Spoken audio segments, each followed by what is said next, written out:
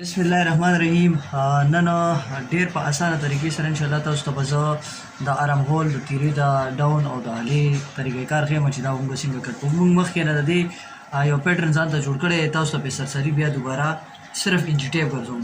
ما سره 13.5 بین دی، موږ ولا 14.5 فکس راولو. هغې لپاره موږ سره دا ځای چې کوم دی هغه په کم 2 پکار دی او په داسې باندې نه موږ پاو زیات ساتو، یعنی دا داسې باندې 2 انچ او داسې باندې په کم 2 انچ. بیا موږ سره تیره چې قسم را ده، تیره موږ سره 18 انچ تیره ده، تیره 18 انچ ده. نو موږ به ترنه فرنټ کې 1 انچ ماینس کړو، نو موږ سره به دا ځای راځي 17. د دې فایده دا ده چې بیا به بعد کې زموږ دې کې سلوټونه نه راځي، د هغې لپاره موږ دا 1 انچ د دې نه ماینس کوو. نو دا 17 موږ سره هاف څومره راځي 8.5 انچ، یعنی 8.5 انچ باندې یو نشان موږ دلته والو او 8.5 انچ باندې یو نشان موږ دلته والو، 2 نشانونه شو.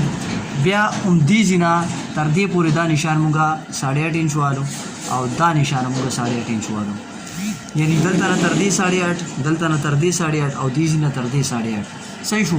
بیا موږ سره د تیرې ډاون په کم 3 انچ، په کم 3 انچ د دې سوټ دپاره د تیرې ډاون ځکه چې د شولډر یې ډاون دي، په کم 3 2.5 انچ هم صحیح دی. بعضې کسان چې کم دی په کم 3 او 3 هم ایږدي، په کم 3 انچ کم دی زموږ د تیرې ډاون د دې سوټ دپاره راغلو. بیا موږ سره دا تنه کې چې کم آرام هول دی د هغې طریقې کار سره چې موږ سره 34 چاتی ده، 34 موږ په 4 باندې ډیوایډ کړو، موږ سره راځي په کم 9 تقریبا. دې نه به دا 1.5 انچ موږ د سو باسو، دا به موږ د تیرې وباسو ځکه چې دلته کې 3 انچ تیره لګي، نو هغه 3 انچ په منځ باندې ډیوایډ کې یعنی 1.5 انچ راځي. دا ترنه موږ د تیرې وباسره او موږ دا حساب کوو د تنې د آرام هول، چې د تنې آرام هول موږ سره تقریبا بالکل فکس په کم 9 انچ راځي او زموږ په کم 9 انچ په کار هم دی. دا نشان موږ کم ځای نه والی دی، دا موږ سره چوړایي ده بره د کمیز، موږ سره 2 ناپونه وي، یو موږ سره لاندې ګیره وي، یو موږ سره دا ځای وي چوړایي وي. چوړایي موږ سره 20 ده، نو موږ به 21 اخلو. 21 موږ سره هاف څومره راځي 10.5 انچ. موږ 1 انچ ځکه زیات واغوښتو چې دومره نیم انچ به یو طرف ته سیلای کیږي او نیم انچ به بل طرف ته سیلای کیږي. امید لرم چې تر دې پورې به مکمل پوه شوي یئ. اوس تاسو مخکې د دې کټینګ کوو. دا موږ سره هاف بین دی، د هاف بین دپاره به د هلې کټینګ موږ ګول کوو ځکه چې بین موږ سره څه وي هغه ګول، او که چېرې کالر وی نو بیا موږ سټریټ کټینګ کوو.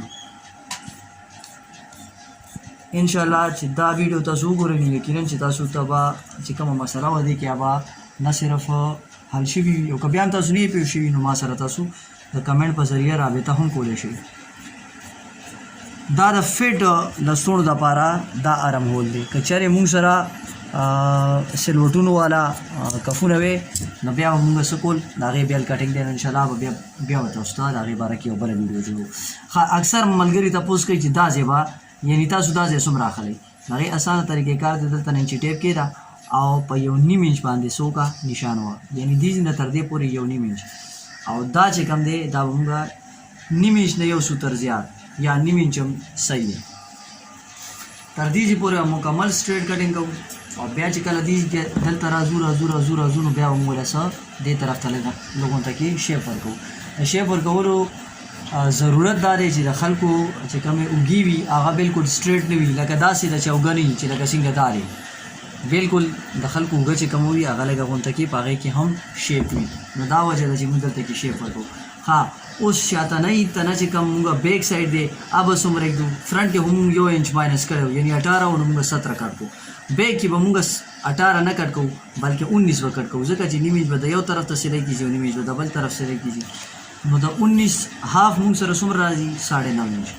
نو په 9.5 انچ باندې به یو نشان دلته ووهئ، په 9.5 باندې به یو نشان دلته کې ووهئ. یاد دا خبره یاد ساتئ چې په فرنټ کې به ترې 1 انچ ماینس کوو او په بیک کې به ورسره موږ 1 انچ جمع کوو. دا اسانه فارموله ده او اسانه خبره ده. دلته نه بوله موږ څوک دلته شیپ ورکوو، خو یاد ساتئ چې داسې شی تاسو دې کې ورکوئ بیک کې، نو دا به تاسو بیا په تیره کې هم ورکوئ. هسې نه تاسو تیره بالکل سټریټ کټ کوئ نو بیا به چې څه ټایم تاسو د تیرې سیلایي کوئ نو بیا به هغه ټایم کې تاسو ته مسله راځي. امید لرم چې تر دې پورې به تاسو مکمل په دې باندې پوه شوي یئ. ډیره مهرباني د ویډیو کتلو او شکریہ.